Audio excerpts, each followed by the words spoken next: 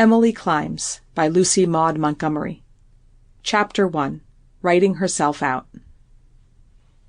Emily Bird Starr was alone in her room in the old New Moon farmhouse at Blairwater one stormy night in a February of the olden years, before the world turned upside down.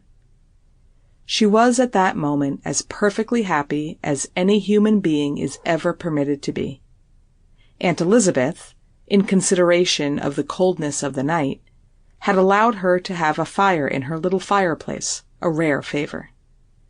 It was burning brightly and showering a red golden light over the small, immaculate room, with its old-time furniture and deep-set, wide-silled windows, to whose frosted, blue-white panes the snowflakes clung in little wreaths.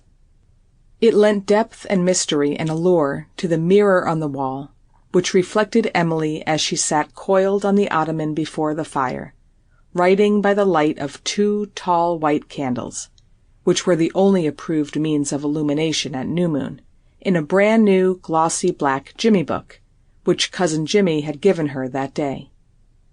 Emily had been very glad to get it, for she had filled the one he had given her the preceding autumn, and for over a week she had suffered acute pangs of suppression because she could not write in a non-existent diary.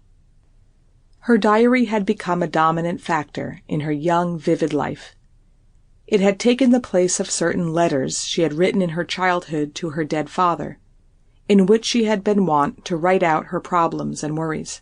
For even in the magic years when one is almost 14, one has problems and worries, especially when one is under the strict and well-meant but not over-tender governance of an Aunt Elizabeth Murray. Sometimes Emily felt that if it were not for her diary, she would have flown into little bits by reason of consuming her own smoke. The fat black Jimmy book seemed to her like a personal friend and a safe confidant for certain matters which burned for expression, and yet were too combustible to be trusted to the ears of any living being.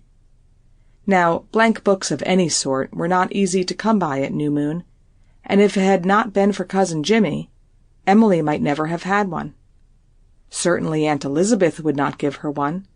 Aunt Elizabeth thought Emily wasted far too much time over her scribbling nonsense as it was, and Aunt Laura did not dare to go contrary to Aunt Elizabeth in this, more by token that Laura herself really thought Emily might be better employed. Aunt Laura was a jewel of a woman, but certain things were holden from her eyes. Now, Cousin Jimmy was never in the least frightened of Aunt Elizabeth. Sample complete. Ready to continue?